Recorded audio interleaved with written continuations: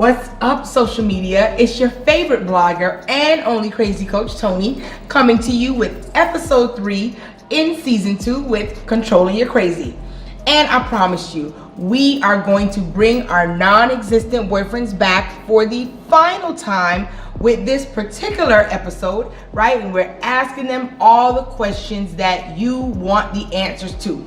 Now, this segment is a little different.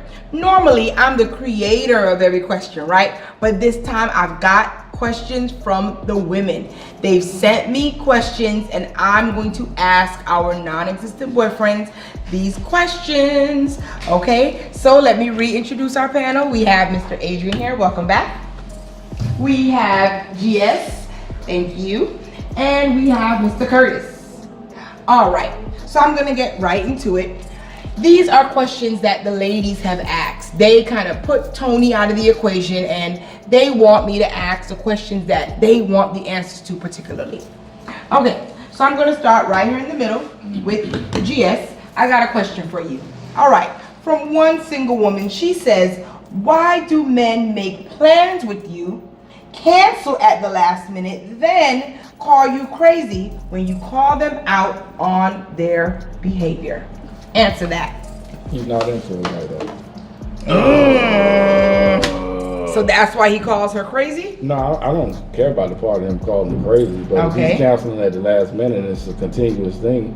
He doesn't value her like that. Can Great I jump point. in on this? Yes, please. Right. So, I mean, I agree to a certain extent about what he's saying if it is a repetitive behavior. Right. But if it's an isolated incident, Right. I mean, and she flies off the handle without being compassionate or understanding to what the situation could be, the reason why he actually has to cancel. Yeah, I'm heading And for I the actually took. That's good. I actually took the thought process of the women asking, because that sounds like something that constantly keeps happening. Okay. For him to start calling her crazy. So that's a constant situation. So all I say is, sis, know your worth. Yeah. Hashtag know your worth. Yeah, know your worth. Right. I like the way you're so analytical, GS. Thank you. All right. I'm going to move here to Mr. Curtis. Okay. Here's another question from one of our single women. Is going ghost on women you meet a rite of passage for men because they all seem to do it? And he's laughing. So yeah, I don't know that it's a rite of passage.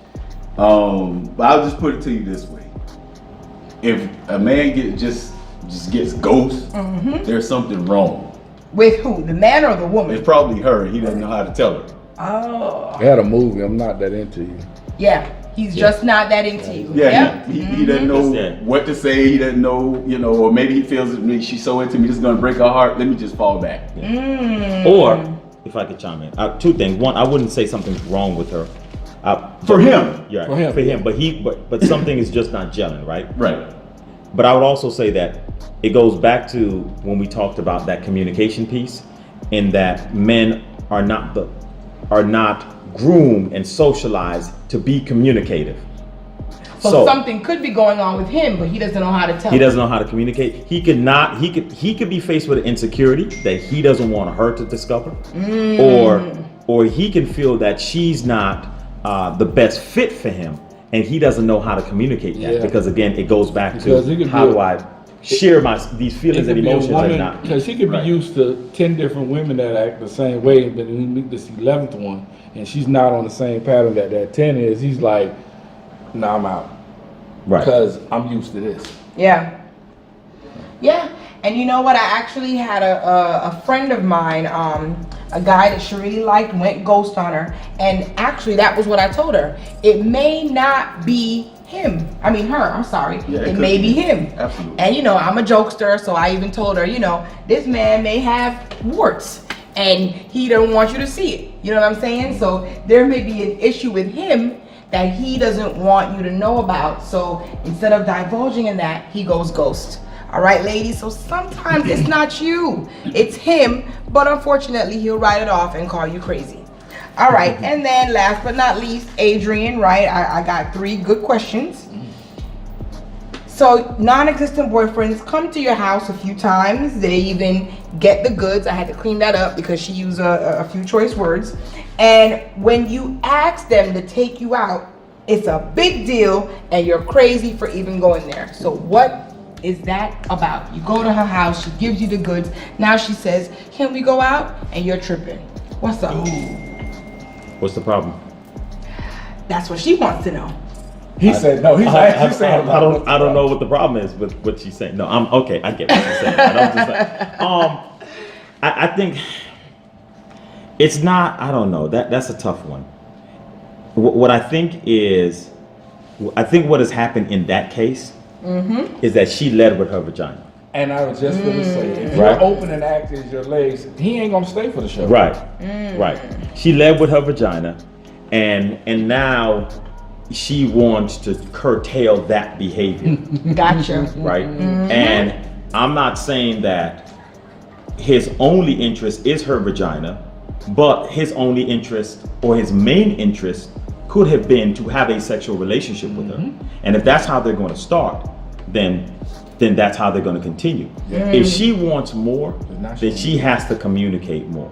She has to let him know what's really going on with her and what her expectations are. Now she And be willing to walk away if he decides he that decides he doesn't want that. Exactly. You know what? Fist pump. Listen, and I said it recently, you can't be afraid to let your non-existent boyfriend go. It's okay. It's millions of men out there, and if you are on the market, you're attractive, you're intelligent, whatever you bring to the table, trust me, there is a man out there for you. Don't be afraid to let your non-existent boyfriend go. It's okay, because if he's not on the same pathway as you are, let him go. You will survive. You cannot convince him to turn his couch into a car. All right, moving on. Okay, so this is the last portion, right? As we come to a short close to this episode. So I recently released my ebook, and it's a teaser to my novel, Controlling Your Crazy While Dating Your Non-Existent Boyfriend. I pulled some excerpts out of my book, and I want you guys to kind of give me your feedback on it. It's not that obviously I'm gonna curtail or change anything, but this is in my book. But I want you women to hear what the men have to say in regards to what I wrote. All right, anybody can chime in. Here's one excerpt. It's only natural that once single women begin casually dating a man, they let their guards down. Feedback. That's probably true.